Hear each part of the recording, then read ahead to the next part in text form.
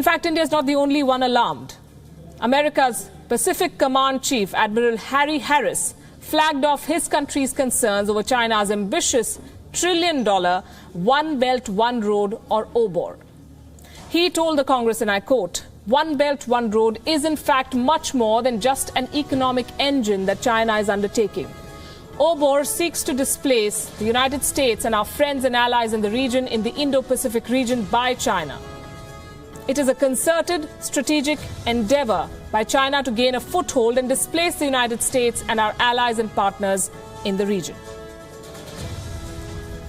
These remarks last week were well timed. Australia's Prime Minister Malcolm Turnbull will be in Washington on Wednesday to discuss, among others, a regional infrastructure scheme which would be an alternative to China's OBOR. The Australian Financial Review quoted a senior American official whose name was not disclosed as saying, and I'm quoting that, "China might build a port which on its own is not economically viable. We could make it economically viable by building a road or rail linking that port."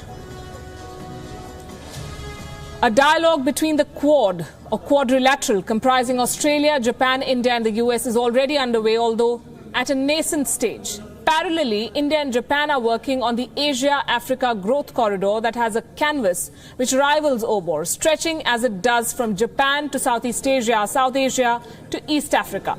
This initiative is also in its early stages, but India will be able to leverage Japan's considerable financial muscle to push projects in Africa and offer a counter to China. It's all work in progress. India was the first country, remember, to object to China's OBOR because it violated Indian sovereignty in Pakistan-occupied Kashmir. India boycotted this project and its summit, the OBOR summit, in Beijing in May last year for that reason.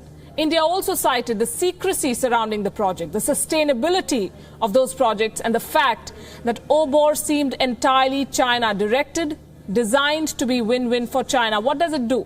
China's investments in infrastructure may develop regional trade, but it will increase demand only for Chinese professionals and technical services.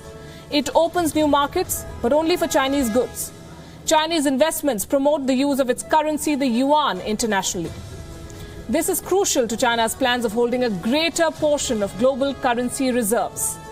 The growing opposition has not stopped China, though, from pushing ahead with OBOR. But as the Quad and other countries get their act together, OBOR could begin to stumble. Europe, for one, is already pushing back against China's attempt to dominate through this project. New laws will prevent Chinese companies from taking over European tech and finance majors. But Eastern Europe remains vulnerable to Chinese penetration.